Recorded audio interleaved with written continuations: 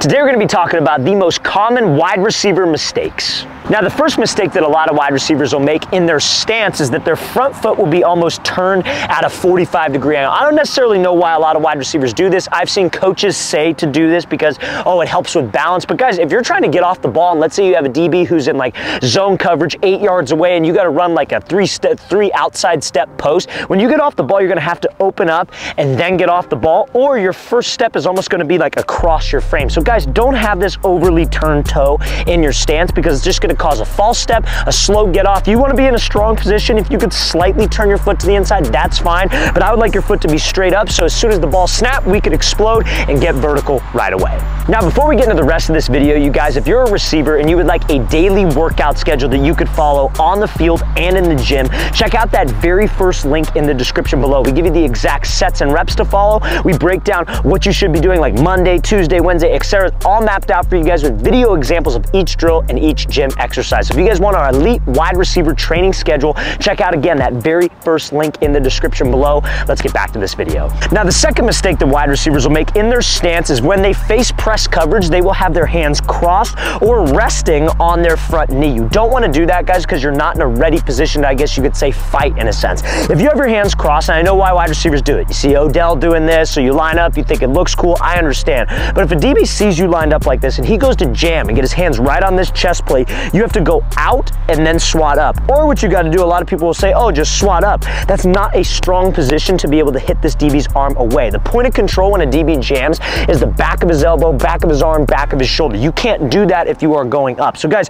don't be resting on your knee. Don't have your hands crossed. Just have them relaxed and be ready to go so we could swat, dip, or whatever we need to do out of my stance. Now, mistake number 3 is not playing both ways. I really don't understand why wide receivers at the high school level, especially if you're at a small school, or if especially you're on a team that's maybe not the most talented, don't play both ways. Guys, if you want to play football in college coaches are looking for playmakers. They want explosive playmakers at that. So they're looking for guys that can just make plays all over the field. So if you're in an offense, let's say you're a receiver, that's what you specialize, that's what you train in, and maybe your quarterback's not that talented. Maybe you're in a run-heavy offense. That limits the amount of opportunities you have to make explosive plays. There's so many blocking plays that you could put on your film. So guys, go play defense, play DB, play safety if your team needs it. Play every single special teams, because all those times on the field are opportunities to make plays, so you can put those plays on your huddle highlight tape or your highlight film to stand out to a college coach. Because what are the top recruits every year? They're labeled as athletes, ATH. That's what college coaches want, and that's what you should be trying to do. If you're on a team that's maybe a smaller school, not a lot of players, don't make the mistake of not playing both ways.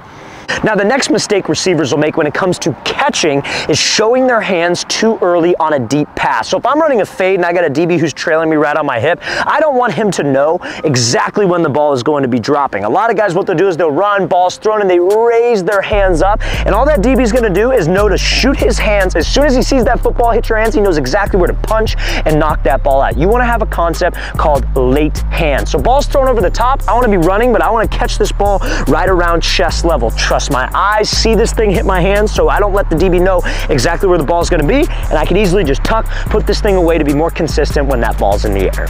Now, another common mistake that wide receivers will make when it comes to the mental side of the game is making the same mental mistake twice. A lot of receivers, you know, a lot of receivers, it's just like a trait that they have, is they think that they only need to know their route, or they only need to know certain things about the offense. As a receiver, guys, you need to know everything about the offense. You don't want to just know your responsibility. You want to know the entire play concept. So the reason why I bring that up is a lot of receivers will make a mental mistake and then they repeat that mental mistake. And that's why a lot of coaches will get pissed off at them. It limits their play time. They maybe don't trust them with as big of a role in the offense. So guys, if you're going to make a mental mistake, those are going to happen. Physical mistakes, they're going to happen, but don't make the same mistake twice. When you're at practice, if you screw up on a play, screw up on a route, take that as a challenge to not make that same mistake again so you can stay in good graces with your coaches, and maybe they'll give you more opportunities, because we're only as good as our quarterback and only as good as our offensive coordinator.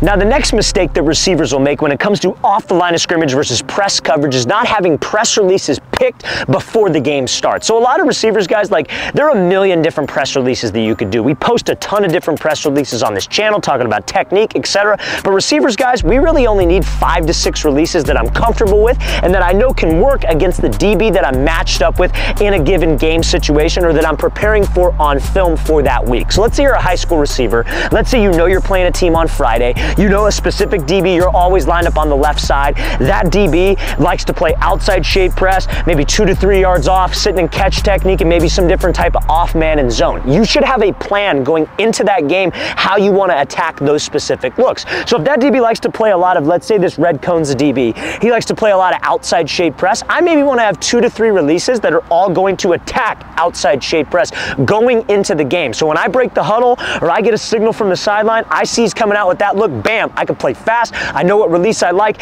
and I can go. But you need to have releases for every coverage look that a DB you're matched up against will be giving you, so you can play fast in a game. Don't make that mistake of just walking up to the line and going, oh crap, what do I do? And then you just run your route, and it's a garbage route that doesn't get you any separation. Now, another common mental mistake that wide receivers will make is not understanding coverages. So I'm going to give you a great example of how wide receivers will not understand a coverage that can hurt the offense, and you want to avoid this. So let's say I'm an outside wide receiver. Let's say we have a doubles formation. So I'm the outside receiver and we have a slot receiver. The play concept, I'm running a fade route, but my slot receiver is running a 5-yard out. So that play concept is called Ohio. An Ohio concept, we're going to be reading the corner. If the corner runs with me on the fade route, we throw the 5-yard out. If the corner sits in the flats and plays the 5-yard out, they throw the fade. Now when the corner sits in the flats, what type of coverage is that? That's usually cover 2. 2 eye safeties, 1 safety gets the half, corners are sitting in the flats. So there's an area of weakness in that zone called the hole shot between the corner and between the safety. So let's say the corner sits in the flats, I'm open, I don't want to put my head down and just run like I'm running a deep fade and then, oh crap, the quarterback's trying to throw the ball on a line in that hole shot. If you're in that hole shot and you know it's cover 2 because you saw that pre-snap, you being able to settle in that window makes you be able to run more quarterback friendly routes and will allow you to get more targets from the QB. You don't want to be that receiver that just runs every route the same,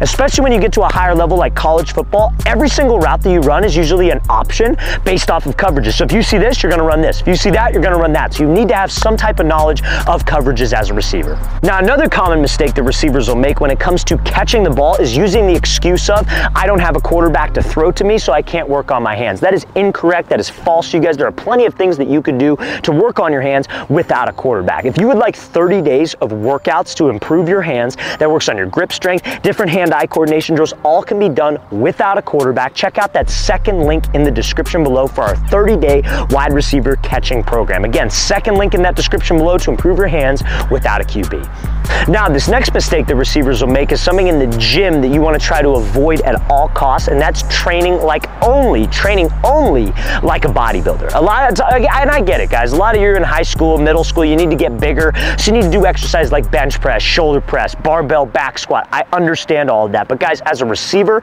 speed, explosiveness, and quickness is probably the most important facet of our game. That's what college coaches look for with us. They could always, like, if you're getting recruited by a coach and you're thin, you're undersized, their mindset is, well, he's got the speed, he's got the explosion, he's got the route running skills, the catch, he's a great receiver. When he gets to our program, we'll put weight on him. They're not worried about that as much as the speed, explosiveness, and quickness. So in the gym, guys, you have to incorporate those types of exercises. What are those exercises?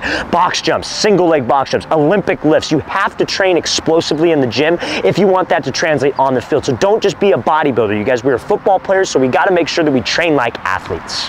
Now, another common mistake is really an excuse that I hear from so many wide receivers that I hate to hear, and that's the excuse of, I don't have anybody to work with me, so what do I need to work on? How do I train? I'm not sure what I can do. Guys, press releases, route running, catching, which I already talked about catching, can all be worked on by yourself. Like if you have a set of cones, like literally 5 cones, you could work on every single press release. You could do a ton of different route running drills. We have tons of different route running drills and press release drills on this channel that don't require a ton of equipment. You see all these different videos on social media with guys setting up all these obstacle courses, and they think that, oh, I need to have that, or oh, I need a quarterback to be able to throw it. I need a partner for this drill. Yeah, it helps to have a partner on certain things, but that's not the only thing that you need to be able to work on these aspects of your game. So guys, if you have 5 cones, we literally have hundreds of drills that we could show you. So if you want those types of drills, guys, just post in the comment section below and just say you're from the video, you want to get access to those route running drills that don't require a lot of equipment, and I can send them your way. But please stop making that excuse of, I don't have a partner, so I can't work on this stuff. I don't have a DB, I don't have a quarterback. Guys, there's plenty of things that you can do. So make sure you post in the comments below, and I'll send you over those drills.